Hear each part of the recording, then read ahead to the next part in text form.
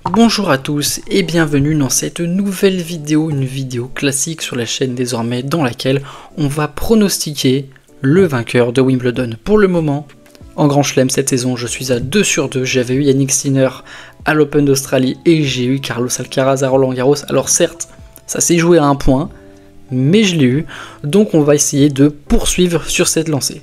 C'est parti. Et pour moi, comme pour beaucoup, celui qui va remporter Wimbledon, c'est son favori, Carlos Alcaraz, qui va, selon moi, donc aller chercher son 3e Wimbledon consécutif. Il est sur un run fantastique, Carlos, depuis qu'on est passé sur terre battue, c'est le meilleur joueur du monde, et il n'y a pas de débat. Vainqueur à Monte-Carlo, finaliste à Barcelone, vainqueur à Rome, vainqueur à Roland Garros, donc, et vainqueur au Queens. La transition a été bien faite entre la terre battue et le gazon, et je pense qu'il n'y a pas grand monde qui peut l'arrêter. On l'a vu au Queens, il s'est fait secouer. Il y a certains matchs où il s'est bien fait secouer, par Munar où c'est pas passé loin de la défaite, par les HK en finale aussi il s'est pas mal fait secouer, mais il a toujours cette extra vitesse qu'il sort en cas de besoin. Et voilà, à Wimbledon l'année dernière, c'était pareil, il y a eu des moments un peu chauds, mais des moments où il avait réussi à accélérer, notamment contre Hugo Humbert.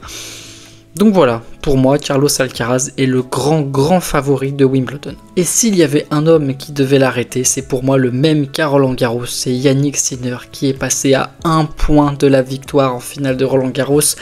Mais cette fois, je le vois un peu plus bas. Enfin, en tout cas, en termes de niveau, je les voyais limite 50-50 à Roland Garros. Cette fois, je dirais 60-40, 65-35, parce que Jannik, je pense qu'il a encore mal au crâne de sa finale à la Roland Garros, parce que quand tu as 3 balles de match contre Carlos Alcaraz en finale de Roland Garros et que tu finis par perdre le match, ouais, il a ni lui-même, il en est pas encore totalement remis. À Halle, il a admis que voilà, c'était trop tôt pour jouer, qu'il a perdu contre Bublik, qu'il a pas fait un tournoi extraordinaire et que la semaine de pause allait lui faire du bien. Donc voilà, on espère quand même que Jannik sera en mesure de bien jouer à Wimbledon. Et s'il atteint la finale contre Alcaraz, on espère avoir une nouvelle fois un match titanesque entre les numéros 1 et 2 mondiaux. Il y a donc 2 favoris et des outsiders, et pour moi l'outsider numéro 1 de ce Wimbledon, c'est Novak Djokovic, qui est toujours en quête d'un 25e titre en Grand Chelem, et c'est probablement l'une des dernières chances de Novak, parce que 38 ans, l'âge avance, Alcaraz et Sinner sont sur un niveau stratosphérique, et même un très grand Novak à Roland Garros n'a pas été en mesure d'aller chercher un set face à Jannik Sinner. Il avait battu assez aisément Zverev, et contre Sinner, il lui a posé une belle résistance, mais ça n'a pas suffi pour faire la différence. Mais le gazon est une surface qui demande du flair et de l'expérience, et c'est tout ce que Novak a. Il a repris confiance à Roland Garros, et là il y a eu un set d'entraînement hier entre lui et Alcaraz qui s'est terminé à 5 partout. J'en ai vu quelques extraits, alors on sent que les deux ne se donnent pas à fond, mais il est là Novak. Novak est en place, et je pense que sur les premiers tours ça devrait être assez facile. Il peut tomber donc sur Alcaraz ou Sinner dès les quarts de finale, et c'est peut-être l'enchaînement de faire Alcaraz, un autre joueur, puis Sinner, ou l'inverse, qui peut être compliqué, mais bon, ne jamais enterrer Novak Djokovic, en particulier à Wimbledon.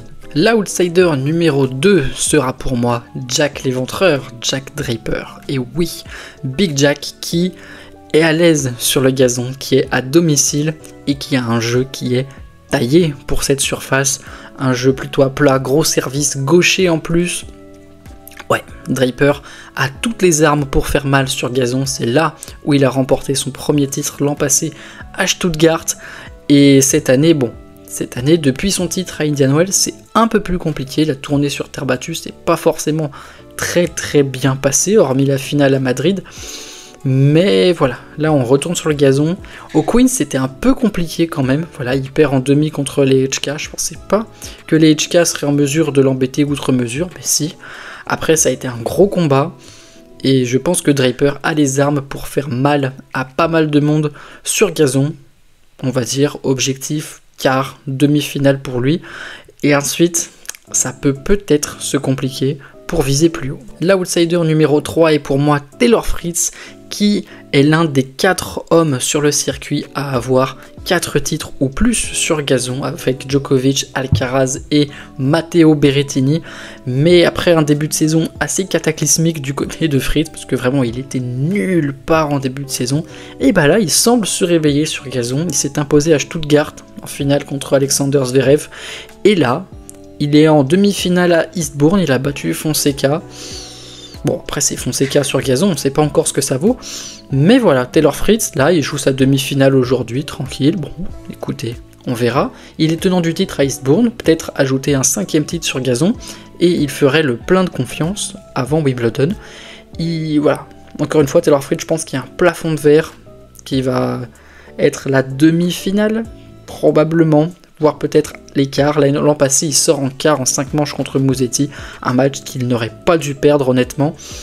Mais voilà, Taylor, il a des arguments pour faire mal sur gazon, et il sera à surveiller. Pour moi, l'outsider numéro 4 sera Alexander Bublik, l'homme que personne ne va vouloir dans sa partie de tableau, parce qu'il joue actuellement le meilleur tennis de sa vie. Quart de finaliste à Roland-Garros sur ce qui est sa pire surface. Voilà, il a toujours dit « je déteste jouer sur terre battue ». Il bat Draper en 8ème. Et bon, contre Sinner, la marche était beaucoup trop haute. Mais derrière, il joue Halle. Et waouh, le Bublik de Halle a été monstrueux.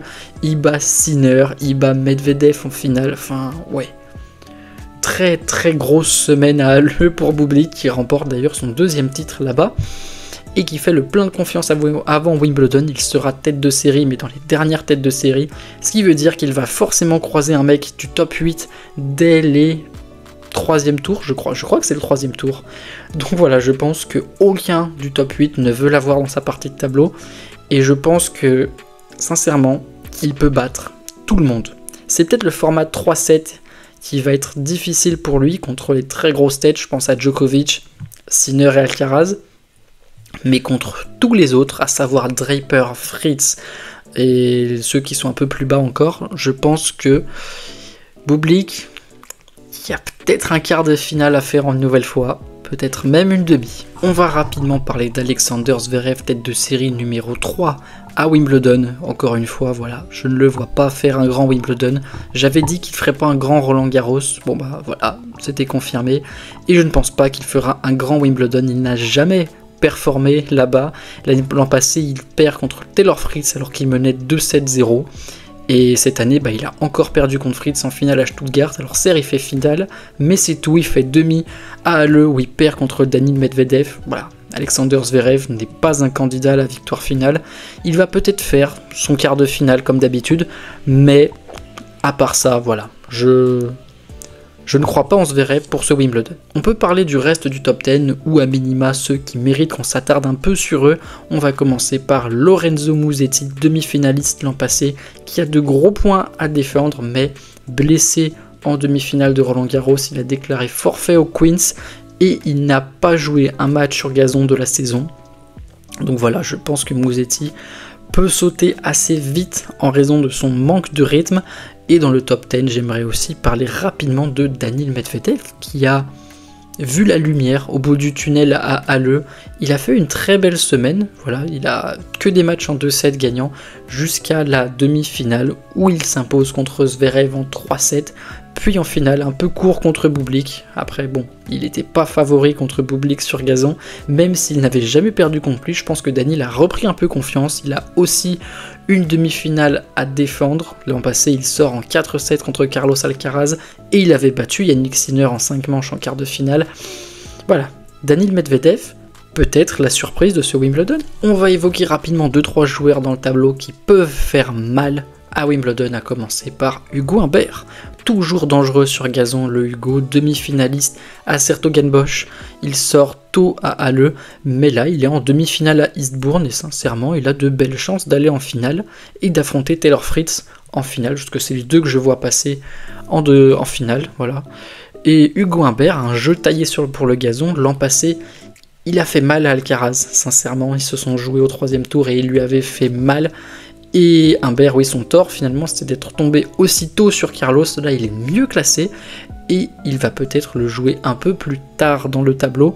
Donc voilà, Humbert, peut-être un 8e de finale, peut-être même un quart, à voir. Jiří Lehečka m'a énormément surpris au Queens, voilà, parce que battre 2 minors et Draper, franchement bravo, et une belle résistance contre Alcaraz en finale. Je le pensais pas aussi bon sur gazon, il a toujours un peu ce plafond de verre en Grand Chelem, mais pourquoi pas le briser, lui qui va arriver avec de la confiance et un jeu au final, oui, bien pour le gazon, gros service, un jeu plutôt à plat pour le Tchèque, qui a donc des armes pour faire mal sur cette surface.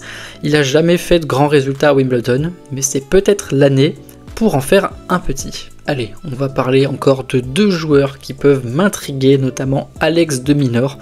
Et lui, par contre, pour le coup, depuis la fin de la tournée sur dur, oh là là là là, c'est compliqué, hein. C'est compliqué. Alex de Minaur, en début de saison, il y en a beaucoup qui le voyaient top 5, et au final, ben là, il est aux portes du top 10.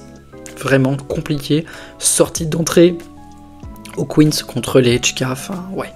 Sur ce qui est pourtant sa surface, le gazon de Minaur, c'est vraiment sa surface, mais en manque total de confiance. Après bon, le format 3-7 gagnant peut peut-être le sauver, mais bon, voilà, de Minaur, j'ai du mal à y croire, même si pourtant, le gazon c'est sa surface. Un autre en qui j'ai du mal à croire, mais pourtant je vais le surveiller de très près, c'était le finaliste 2021 Matteo Berrettini, qui s'était blessé. Alors je crois que c'est à Rome ou à Madrid qu'il se blesse, peut-être Rome, Monte-Carlo, enfin bref, il s'est blessé sur terre battue, et ben, il n'a pas joué Roland Garros, il n'a pas joué le Queens, il a joué aucun tournoi de préparation sur gazon, et il arrive à Wimbledon sans aucun rythme. Mais Matteo, c'est le slice de revers délicieux sur gazon, c'est le coup droit marteau et c'est le service d'enfer.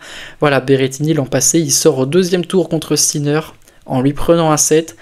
Et bon, là il arrive certes sans rythme, il est tête de série numéro 32, mais je pense que personne ne va vouloir l'avoir dans son tableau, parce que s'il passe les 2 premiers tours, il peut être une menace pour beaucoup de monde. Chez les femmes, je vais tenter d'émettre un prono, même si chaque année c'est une outsider qui gagne. 2022, Elena Rybakina, 2023, Marketa Vondrousova, l'année dernière, Barbora Krejcikova, enfin bref. Chez les femmes, jamais la favorite ne gagne. Bon, il y a toujours les favorites habituelles, Sabalenka, Gauff qui a remporté Roland Garros, voilà, j'avais pas vu venir Coco Gauff à Roland Garros. Iga Swiatek ne sait pas jouer sur gazon, enfin là ça progresse, elle est sur sa première demi-finale sur gazon à Bad Homburg, mais pour moi, voilà, celle qui va remporter Wimbledon, je réfléchis parce que je suis pas sûr encore, mais je vais dire, allez, faut se décider, Coco Gauff. Coco Gauff va pour moi remporter Wimbledon, elle arrive en confiance après Roland Garros, elle sait jouer sur gazon, et pour moi, c'est la favorite, et donc c'est elle qui va gagner. J'avoue, je suis pas sûr du tout, mais si Coco Gauff remporte ce Wimbledon, franchement, je serais heureux de mon prono. Et pour vous, qui va remporter Wimbledon cette année? N'hésitez pas à me le dire en commentaire, n'hésitez pas aussi à me dire quel joueur j'aurais pu oublier que vous voyez faire un gros run. On n'hésite pas non plus à liker la vidéo, à la partager, à s'abonner à mon Insta et à mon TikTok et à la chaîne YouTube bien évidemment, parce que comme pendant Roland Garros, il y aura plein de petits shorts tous les jours dans ce Wimbledon. Alors je serai à Paris la première semaine de ce tournoi, donc je ne pourrai pas suivre les matchs, mais je suivrai les résultats et bien évidemment les résumés de matchs dans le métro. Mais bon, voilà, c'est plutôt en 2e semaine où je vais suivre les matchs attentivement, donc n'hésitez pas à vous abonner si vous ne voulez rien rater de cela. Et quant à nous, on se dit à très vite pour une nouvelle vidéo. Ciao ciao.